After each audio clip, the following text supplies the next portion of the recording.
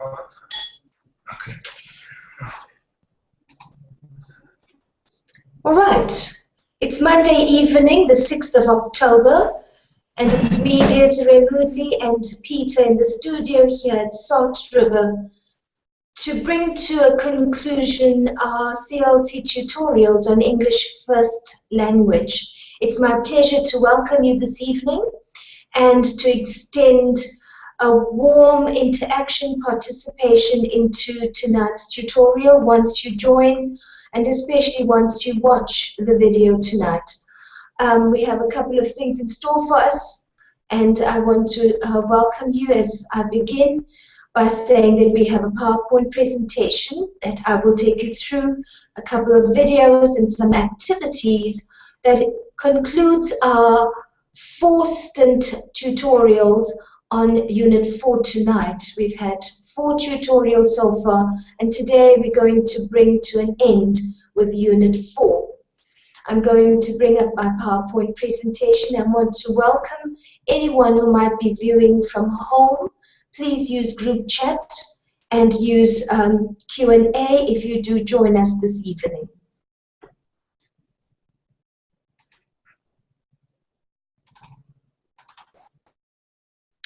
Okay, so it's Monday, the 6th of October, and it's English First Language. It's based on Unit 4. Today's 4th tutorial begins with a little blurb. Are you the new English teacher? Yes, I are. And that is because we are focusing tonight on language structure and conventions, the 4th of our module outcomes that looks at grammar, vocabulary, and language structure. To get us going, tonight we're going to have the following things that we're going to focus on: a brief video, an excerpt of a longer video that introduces our evening on grammar, and then we're going to look briefly at where we're at and what we've covered so far, a brief summary of what English First Language has covered as a module, and then we're going to look at module outcome 4 and assignment 3, which prepares us to meet that outcome around language structure, lesson planning, and delivery. We're going to, in preparation for that, look specifically at what the curriculum requires us to know and the skills that we need to prepare learners around. And to that end, we're going to have a couple of activities that's going to give us some hands-on practical experience on how we can plan around language, grammar, language structure, conventions, and then some thinking around theories that influence that effect and that we need to be aware of when designing activities for the kinds of classrooms that we face in today's world. The tutorial will conclude with some questions, any discussions that might come up, and a brief conclusion. So to start with, tonight is language structure and conventions, and a brief focus on various approaches that one can use in teaching language structure and conventions. Thus far, we have covered 3 module outcomes, and I would like you to engage in a brief reflection when you are watching this video and just think back, and I would like you to draw up some questions, and you're welcome to send them through to discuss it with me, or to just think back at your various assignments, the reading, the research, your personal activities in preparing you to teach first language. Our first module outcome focused on listening and speaking, and to this end we had engaged in a discussion forum that looked at understanding and synthesizing written and spoken texts. The reading and viewing aspect, which was found in module outcome 2, saw us developing a 4-week reading program for a grade 5 class. And then we've all been busy with module outcome 3, an essay on writing and presenting, and in particular looking at transactional writing. Tonight, module outcome 4. This outcome reads, to have a sound knowledge of vocabulary and grammar skills and be able to develop a shared language. The focus here is on sound knowledge. Much can be taught and talked about vocabulary and grammar skills, and even a shared language. But our focus is about quality. Our focus is about preparing children, exposing learners to sound knowledge that can take them through lifelong learning. The requirements of our last assignment is as follows. On the screen, you have assignment 3, which constitutes the last 20% of your progressional requirements for this module.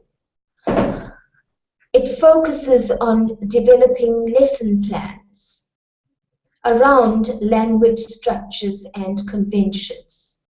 The assignment is due on the 9th of October, not very far from now. And I urge you to see the marking memorandum in your module outcome, your module outline, in terms of what is going to be used to mark this assignment for the 20%. You're required to plan 3 lessons.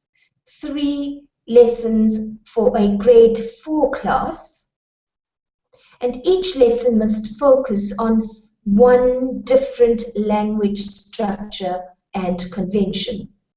So I will be going through this, giving you some ideas, and the tutorial will prepare you to answer this question. But as a further interaction, I want to say that you need to follow up on CAPS to see specifically what is required for grade 4. I will assist you in this as well. And then your theme or a topic during which these lessons could fall. So you're going to develop a context in order to teach the concept, the content.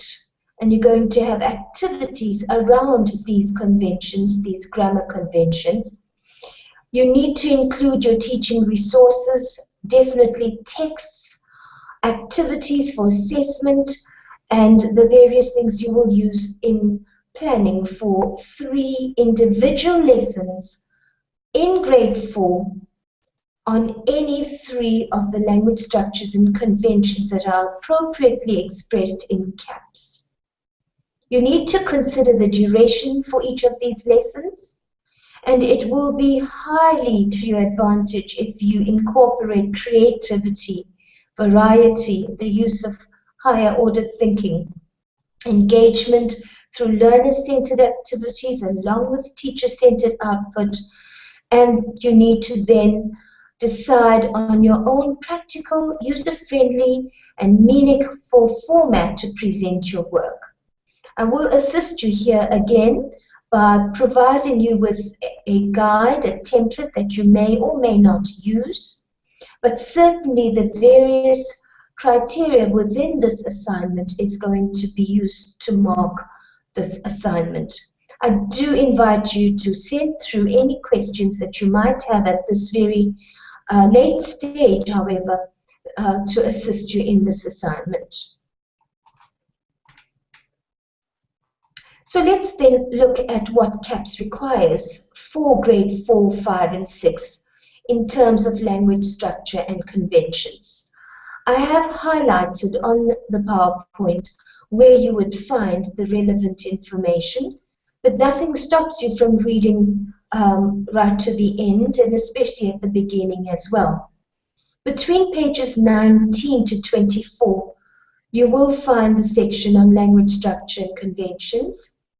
More specifically, on page 33, vocabulary for the 3 grades, and then some very useful information from on page 34 onward on teaching plans. Page 36 focuses on grade 4. So you will need to study that quite in detail for you to be able to develop appropriate lesson plans for grade 4. And then towards the end of the document, from page 88 onward, assessment. The whole program of assessment in terms of the number of pieces, exam requirements, recording and reporting.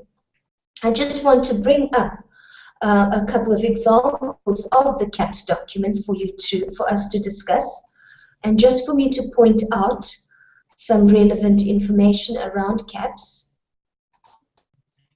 that will be needed. On page 20, you have a list of the various concepts, skills, grammar, and language rules and structures that is needed for the intermediate phase, along with some examples. It is very nicely presented in sections, and examples are provided around the various sections that you need to cover in grammar for grade 4, 5, and 6.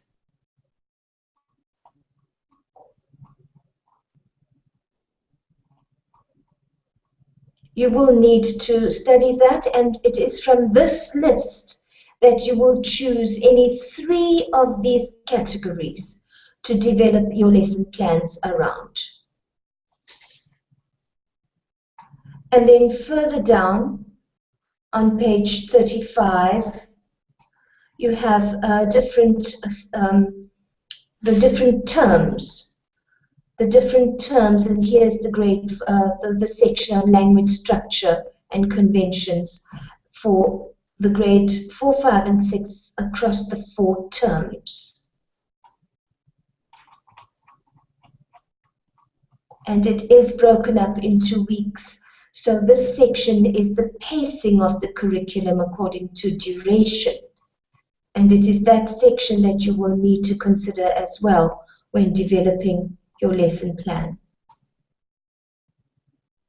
I want to come down to the section on lesson planning and the ideas in terms of approaches that the CAPS document captures. Just allow me to bring it up. Assessment is covered as well in terms of formal and informal assessment.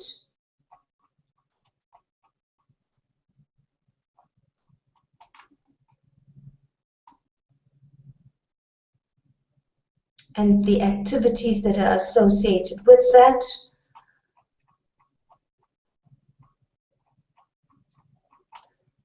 I just want to find the section on lesson planning. Just give me a moment.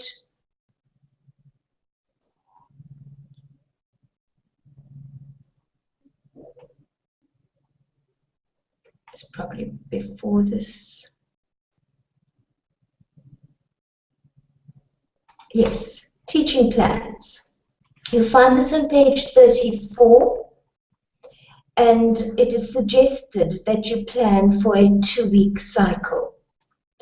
What's also very important is that the plans need to center around a theme or text in order for you to contextualize how grammar will be taught. And it needs to link with the listening and speaking and the reading and viewing. In other words, a whole language approach. So I will encourage you to read through this section carefully, draw on your past experiences in terms of the content that we have covered already, the various teaching approaches, and our discussion forum earlier on in the year, the other learning areas, reading and listening, reading and viewing, writing and presenting, and then see how language structures and conventions fit into the teaching of first language. So it's a section that I also want to encourage you to read through in preparation for this assignment and for your teaching. I'd like to go back to our PowerPoint as we prepare ourselves with a little bit more detail in terms of the various teaching approaches. And to get us going with this, I'm going to bring up a YouTube video that's going to speak to one approach. And while you watch this video, I'm going to just show you the first 6 minutes or so. I'd like you to make notes. And while making notes, I want you to ask, what is the approach that is being advocated? How is it being done? And is it useful? Is it valid? Can it be used? And if so, how would you use it? Do remember to raise the volume on your instrument. And I want to, at this point, also welcome the one viewer who might be watching from home. Please feel free to introduce yourself using Q&A and certainly participate in whatever form you like to this evening. So the video, if you can type in the address and start watching it, but I am going to show it to you here as well.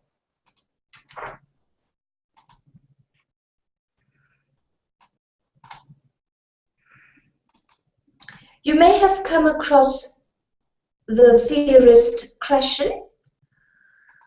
Krashen has is the presenter of this YouTube, and I'm just going to bring it up so that we can watch it together. All right, thanks. Krashen is a very well-known current thinker on language teaching, especially to second language speakers, but is certainly useful for first language as well, in terms of teaching and teaching of English in terms of different approaches. And he has provided one specific approach, which he calls the natural approach. We're going to watch the first 6 minutes or so. To begin my presentation this afternoon by talking about what I think is the most important issue in language education, the most important question, and that is, how do we acquire language? And I'd like to begin this discussion, this presentation, with an outrageous statement. In my opinion, we all acquire language the same way. The reason this is an outrageous thing to say is that these days in education, we're living in an age of individual variation. We're very concerned about how our students are different, not how our students are the same. Those who've been around in the field for a while remember about 15, 20 years ago, people were very concerned about something called field-dependent learners and field-independent learners. You give people a certain test, and one group gets this treatment, one group gets the other. Then about 15 years ago, it was left side of the brain, right side of the brain. So people are left hemisphere thinkers, some people are right hemisphere. Then about 10 years ago, cognitive style. The cognitive style of the home culture differs from the cognitive style of the school culture. We have a clash, etc. Well, each of the examples I gave you is probably correct. There is individual variation, and there's quite a bit of it. Nevertheless, there are some things we all do the same. Let me give you some examples. Digestion. We all digest food the same, no significant individual variation. First you put it in your mouth, then you chew it up, then it goes down your throat, then into your stomach. That's how it's done everywhere. That's how it's done in North America, South America, Europe, Asia, Africa. That's how it's done everywhere in the world. The visual system is the same everywhere. It's always the occipital lobe in the back of the brain. It's never in the side of the brain. It's never in the front of the brain. It's never in the elbow. It's done exactly the same everywhere you go. By the way, I used to use sex as an example of things everyone does the same, but some counterexamples have been pointed out to me recently. Actually, I saw this movie. I really want to know the truth. Anyway, we all acquire language the same, and rather than just talk about it, I'd like to show you. I'd like to take just a couple of minutes and give you some sample language lessons. I'll use a language that I'm sure you've heard before, and maybe some of you speak, and you can tell me which of these two very brief lessons you like better. Here's lesson number 1. Wir werden jetzt anfangen, Deutsch zu lernen. Und ich möchte im Voraus sagen, dass nach meiner Meinung Deutsch ist eine sehr schöne Sprache. Und ich hoffe, dass Sie alle sehr viel Erfolg mit Deutsch haben werden. What do you think? Good lesson so far? Do you think if I kept talking to you like that, you'd pick up German?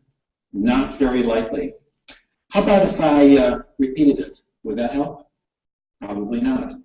How about if I said it louder? Would that help? Probably not. How about if I said it and you repeated it back? Again, I don't think that would help. How about if I wrote it out for you and you could see it on your television screen? That wouldn't help either. How about if I wrote it out for you and you copied it down? How about if I wrote it out for you and deleted every fifth word and you tried to guess what the word is? The truth is that none of these things help. None of these things mean anything, and I hope you can see that now. Here's lesson number 2. And for this, you have to watch me carefully. Das ist meine Hand. Verstehen Sie das? Hand? Everyone say, yeah, I can hear you, even though it's a TV audience. Good. Kopf.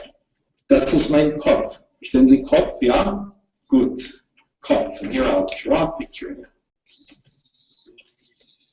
Kopf. Ist gut, ja? Schön. Kopf.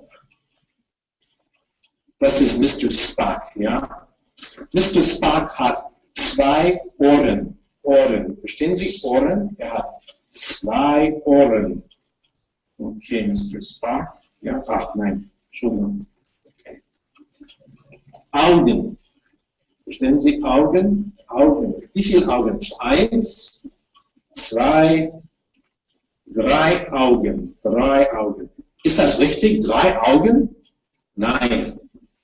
Wir haben nur 2 Augen. Mund. Verstehen Sie Mund?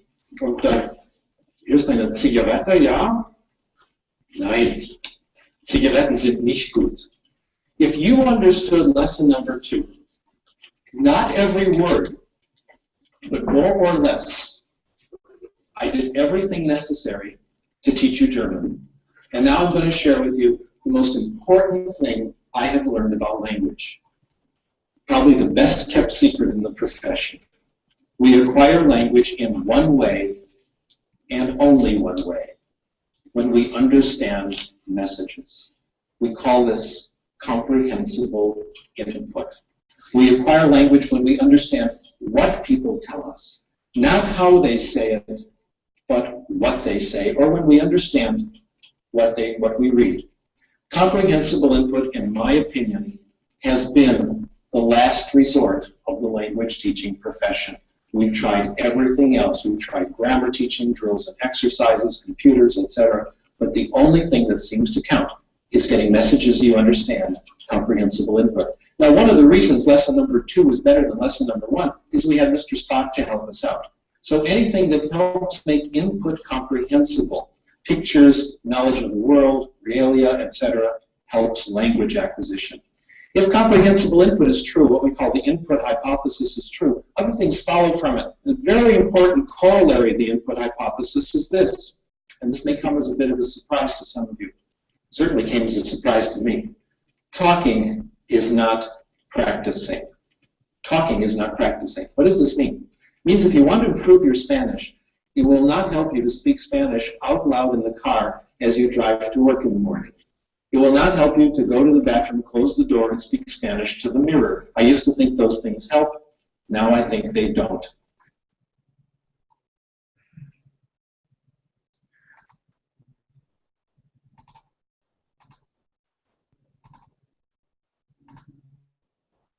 Okay, so we watched about 6 minutes of Krashen's insight into what he thinks and he has submitted to the academic world of how language is acquired and how language can be taught. And he says that there is just one way, and that is through understanding and through scaffolding or through assisting that understanding with something that is meaningful. As an activity now to further this understanding, I would like you to read this text of Jemmy and her grandfather who spent a day at the lake feeding swans and wild ducks. And thereafter, I'm going to show you a picture and give you a few questions that I'd like you to answer. I'm going to read the text very quickly. It says, yesterday, Jemmy and her grandfather went down to the lake to feed the swans. The old man sat on a bench and took photographs of the birds, his young granddaughter, the green grass, and the shining water. He loved watching Jemmy feed the swans that had grown accustomed to her visits. Using this picture as a further support of the text, I want you to do the following exercise. First, an exercise based on parts of speech. I'd like you, using the text, to choose as many prepositions that you think is found in that text, as many articles, all the common nouns, all the proper nouns, all the adjectives and the verbs that have been used in that text. It's a very simple exercise in identifying parts of speech. You would realize that you will need to know what a preposition is, what is an article, what are nouns, adjectives, and verbs in order to do that. The picture could assist in identifying from the text these various parts of speech. I'd like you, as a second point, to rewrite some of the sentences using different tenses. You here again will need to know what is a tense, what are sentences, and then as a teacher in training, what further language skills could you teach using this text? Just engage in a couple of reflective thoughts, and certainly you're welcome to write this down. As part of preparing for your assignment, how would you teach other language concepts using this text? Let us see. Here it is again. Here's the text, and here's the picture, and here's the exercise. When you do see it, I will encourage you to do this because it will assist you in planning lessons. But as a third activity, let's do something further. Let us compare this text-based approach of Gemma and her grandfather with what Krashen has been saying, especially after watching the whole presentation given by Krashen on his natural approach to teaching language conventions. How would you compare these two approaches? In doing so, I would like you to look at its benefits, its contradictions. Is it complex to handle? Could you incorporate Krashen's approach in a teacher-centered learning environment? So as a teacher, could you use Krashen's approach in teaching language grammar, rules? And then what themes do you think you could use these resources? This text on Jemmy and her grandfather. What themes could this fall into if you were teaching a thematic approach? I could think of a day at the park, or my grandfather, my family, or even birds as an example of some of the themes that one could use in a grade 4 class, out of which that lesson could emerge. And then what learning strategies would you use for a learner-centered experience? How could you use this text creatively? Some thoughts that I can think of is enacting this text. Maybe a little sketch, drawing, certainly playing some games, some tactual, kinesthetic, learner-centered activities could be part of some of the creative activities that could allow learners to internalize the grammar and the understanding in order to make meaning. And then design a lesson plan in which you could use this text, this picture, in teaching English grammar. So in preparation for your assignment, I have used a text-based approach along with some thoughts that I can extract from Krashen's natural approach to teaching. But certainly a whole language approach, a communicative approach, an experiential approach. There's several ways that you can use that text in making language a non-boring section of English, and certainly approaching it holistically. So in sum, I want to invite you again to send through your questions and comments. I know some of you have been communicating with me, especially around due dates and extensions. I am taking that in conjunction with other aspects of our program and in conversation with others. And if you do need an extension, please send your requests timeously. In submitting your assignments, you do not need to send in too many resources, too many texts. Be very focused about what you're selecting according to the question. And if you require any feedback from me, please feel free to contact us via Funda or even a telephone call. I also would like to summarize briefly that this is the last of our 4 tutorials. And in doing so, I want to just end with a little tail piece that rounds up a little 10 points on things that we take for granted and are incorrect in grammar. You're welcome to read this at your leisure. And then just to conclude by again pointing you to Funda, our messages, our assignments, our module outlines, and just to wish you very well in the last stages of your study this year in bringing together this module in this semester.